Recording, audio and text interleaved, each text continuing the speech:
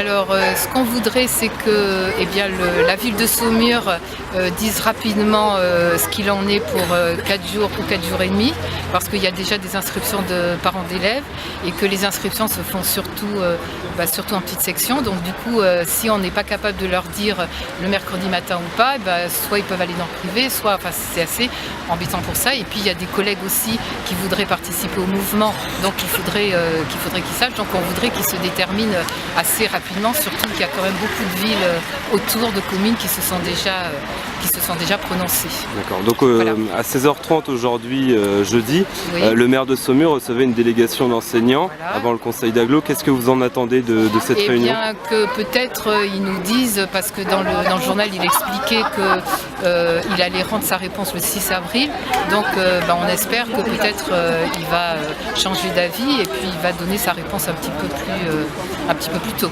Alors il faut quand même savoir qu'il y a eu 13 conseils d'école. Les conseils d'école, c'est pas que les enseignants, c'est les enseignants et les représentants de parents. Et les 13 conseils d'école n'étaient pas d'accord sur la façon dont la semaine était organisée. Et 12 sur 13 voulaient revenir aux 4 jours. Donc c'est quand même assez consensuel. Donc ça n'est pas minoritaire. Je représente effectivement Force ouvrière et mes collègues aujourd'hui mobilisés pour le retour à 4 jours, c'est-à-dire le cadre républicain, qui est réalisé pour le moment dans 80% des écoles de France.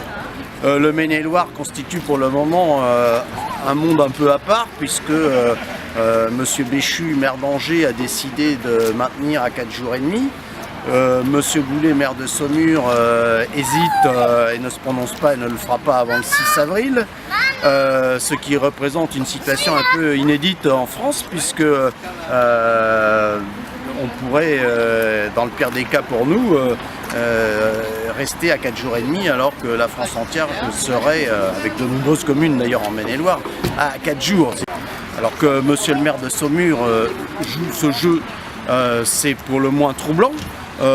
Contradictoire à la démocratie qui s'est clairement exprimée à Saumur, puisque la grande majorité, l'immense majorité, quasi l'unanimité des enseignants et de très nombreux parents se sont prononcés pour le retour à 4 jours. On peut s'interroger sur l'attention apportée par monsieur le maire à l'expression démocratique, quel que soit son point de vue. Nous osons penser qu'il prendra la bonne décision au final, mais ce n'est pas acquis, loin de là. Il y a des indices qui vont dans l'autre sens.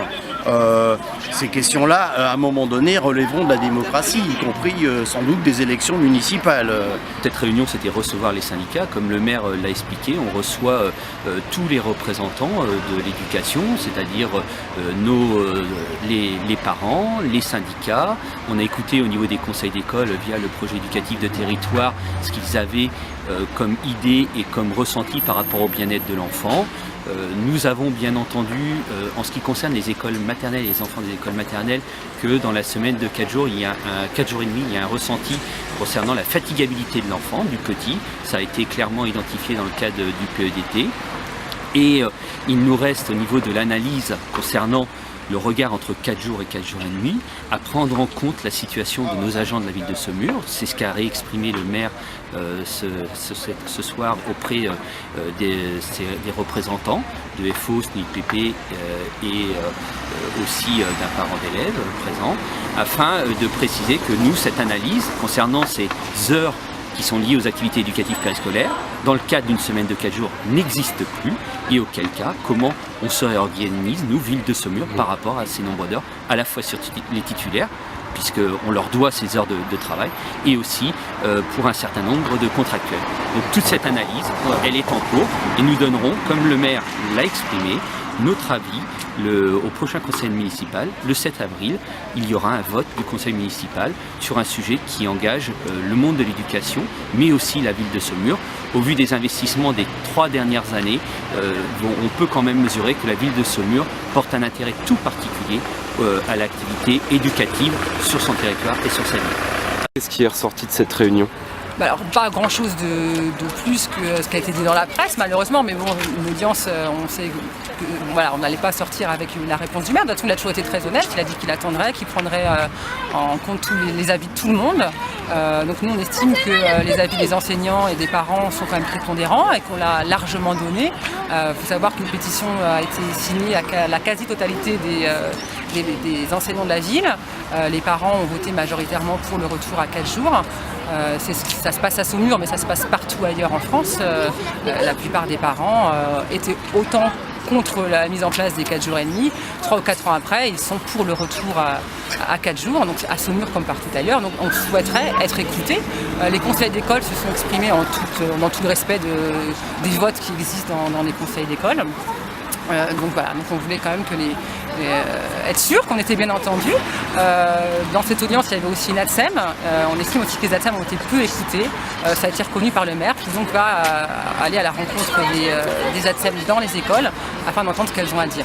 Quand la majorité s'exprime et qu'en plus on l'a consulté, on se doit de suivre. C'est vrai qu'on parle beaucoup dans le PEDT qui vient d'être publié, de formation du citoyen, très à l'écoute des principes démocratiques pour la construction du futur enfant. Donc voilà, la démocratie s'est exprimée. Voilà, on estime que elle doit être respectée. Ce sont des principes élémentaires de la démocratie.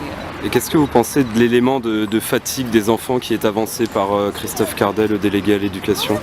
Oui, alors nous, la fatigue, ils le disent eux-mêmes, elle est difficilement mesurable et effectivement, on ne sait pas si c'est mieux avant qu'après. Après, on peut peut-être se fier à ce qu'observe tout le monde, en tout cas, et comme je le disais, les enseignants, les parents. Même si ce n'est pas objectivement mesurable, nous on constate une fatigue.